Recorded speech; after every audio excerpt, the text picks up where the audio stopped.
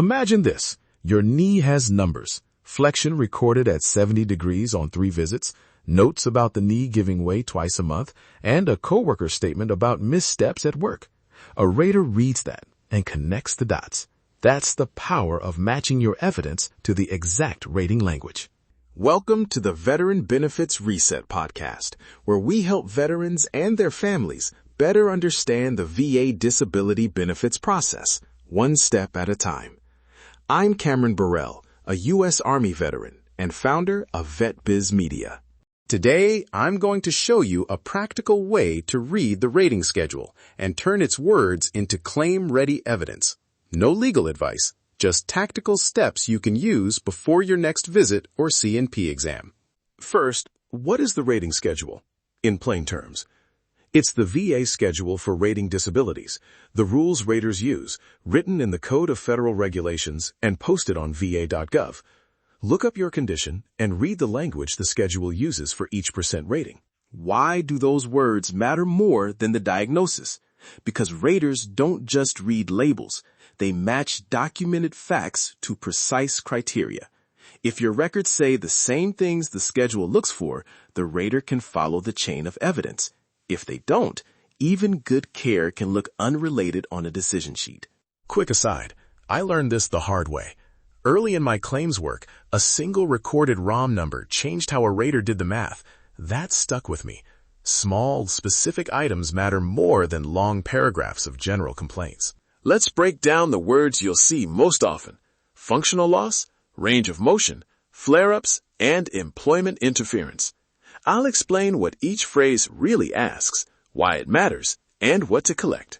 Functional loss, this is about what your body does under ordinary use. It's not just pain. Can you complete a full duty day? Can you lift boxes, climb ladders, or walk without stopping? Specifics win here. For instance, I must sit for 15 minutes after walking 200 yards, gives a rater usable detail. Range of motion, often numerical. Degrees of flexion and extension are direct bridges to the schedule. If a provider writes limited without numbers, ask for measurements. Knee flexion 70 degrees is far stronger than reduced ROM. Flare-ups. Raters want frequency, severity, and effect. How often do they happen? How long do they last? What extra loss of function or increased pain happens during a flare-up?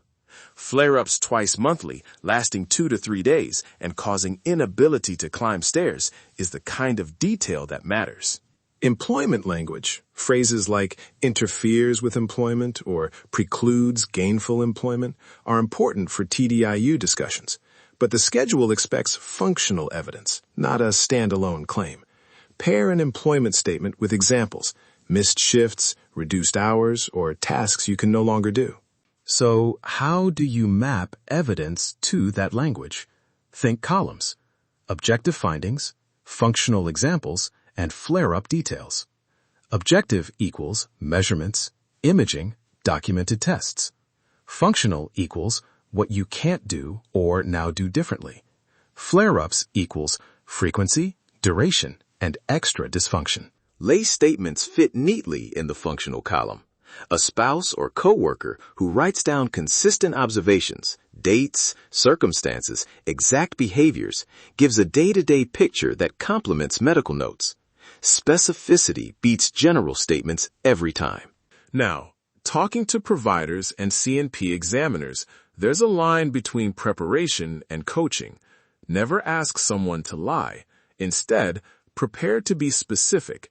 Don't say, "My back hurts." Say, "When I bend forward, I can hold forward posture for about 10 seconds before pain forces me to straighten. I must stop after walking 2 blocks. Those details help clinicians document function. If a provider is hesitant to add specifics, ask for objective testing, ROM measurements, strength testing, or observed limitations during the visit. Phrase it this way: can we document the degree of motion today so there's an objective record? That request is about documentation, not decisions. Common pitfalls, 3 to watch for. 1. Relying on a diagnosis alone. 2. Vague notes like reports pain with no frequency or impact. 3. Inconsistent timelines across records. Dates and consistent descriptions removed out. Okay, concrete time. Walkthrough. Degenerative knee. The schedule looks at motion, instability, and functional loss. Build evidence with recorded ROM on multiple visits, notes about locking or giving way, clear flare-up descriptions, and a lay statement about how stairs or standing affect your job. On exam, right knee flexion measured at 70 degrees with pain and crepitus. Patient reports episodes of the knee locking twice monthly, lasting 2 to 3 hours and requiring rest. Patient states inability to climb a standard flight of stairs at work without stopping for 10 minutes. That maps straight to schedule concepts. Your one-page criteria map should be simple and usable. Top, condition name, and the exact schedule language for the ratings you're targeting. Then 3 columns: objective findings, functional examples, and flare-up details. Under each column, list 2 or 3 next steps. Examples: obtain ROM measurements next visit, ask provider to note locking episodes, collect a coworker lay statement about missed tasks. Keep the map with your records and bring it to appointments. A few final reminders. This episode is educational and general. I can't give individualized legal or medical advice. Use the schedule language to shape documentation, verify current rules on VA.gov, and consult a VA-accredited VSO, claims agent, or attorney when appropriate. Quick recap. Read the exact schedule words. Translate them into measurable, documented evidence. Prepare specific examples for providers and CNP exams. Build a one-page criteria map to guide what you collect next. This week, pick one condition, create that one-page map, and bring it to your next medical visit. Ask your provider to document one specific item on your map, a ROM number, a flare-up frequency, or an observed limitation. Small, focused steps add up. Thank you for listening to the Veteran Benefits Reset podcast. If you found today's episode helpful, follow the podcast, leave a review, and share it with another veteran who could benefit. Download your free 7-step Veteran Benefits Reset Guide at vetbizmedia.com/veteran7. And remember, your service did not expire. Your story is still worth reviewing. Take the next responsible step.